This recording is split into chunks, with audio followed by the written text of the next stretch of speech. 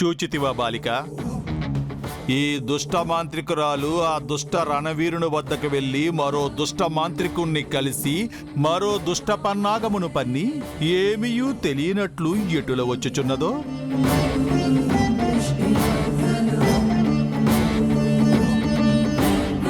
ఈ పాపేంటి బయట ఒంటరిగా కూర్చొనుంది? అయినా నాకెందుకులే. ఆగు చంబా, ఎక్కడికి వెళ్ళొస్తున్నావు చంబా? ఇప్పుడు నువ్వు నన్ను ఏమని పిలిచావు బుజ్జమ్మా? యాదమ్మ అని పిలిచాను. నువ్వు నన్ను చెంబా అని పిలిచావే, నాకు తెలుసు. నా దగ్గర నీ టక్కుటమారా వేషాలు. మనసులో మాట్లాడుకోకు యాదమ్మ. లోపల ఏమున్నా బయటికి కక్కి, లేదంటే బీపీ షుగర్లు వచ్చి పోతావు. ఇది పిల్ల పిడుగా ఇంత పెద్ద పెద్ద మాటలు మాట్లాడుతుంది. మళ్ళీ మైండ్ వాయిసేనా? పైకి మాట్లాడమని చెప్పాను కదా. ఏం మాట్లాడాలి? నువ్వు ఎక్కడికి వెళ్ళొస్తున్నావని అడిగాను. ఇదిగో బుజ్జమ్మ, నేను మనిషిని కదా, నాకు పనులుండవా? నేనెక్కడికి వెళ్ళాను, ఏం చేసి వస్తున్నాను అన్నీ నీతో చెప్పాలా? నువ్వు చెప్పకపోయినా నాకు తెలుసులే. నీ గురించి కూడా నాకు తెలిసిపోయిందిలే. ఏం తెలిసిందేంటి?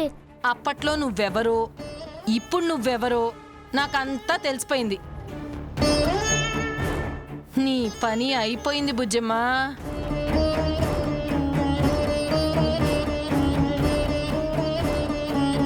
అప్పుడే ఏం చేయలేకపోయావు, ఇప్పుడేం చేస్తావు?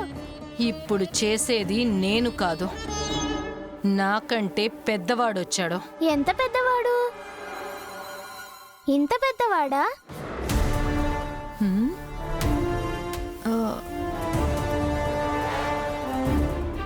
అక్కడ ఎవరూ లేరు కదా. నీలాంటి పాపిష్టి కళ్ళకి ఇలాంటి వాళ్ళు కనిపించర్లే.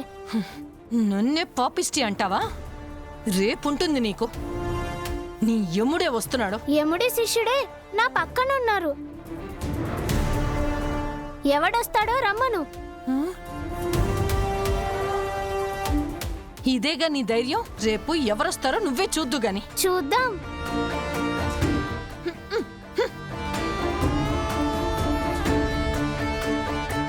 ఏమిటి బాలిక నీ ధైర్యము?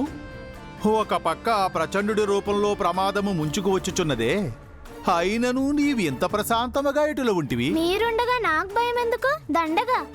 మేమేమి చేయగలము? అప్పట్లో నా అన్నయ్యగా ఏం చేశారు, ఇప్పుడు నేను మా మామయ్య అనుకుంటున్నాను. ఇప్పుడు మామయ్యగా అదే చేస్తారు. అనినా నీవు మమ్ములను ఎప్పటికీ ఇటులనే ఉపయోగించుకునేదివా బాలిక? మరి మీరున్నది ఎందుకు మామయ్య? నాలాంటి వాళ్ళని కాపాడడానికే కదా.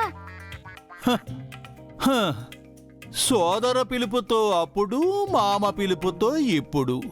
బాలిక, ఇది బంధమా లేక నిర్బంధమా?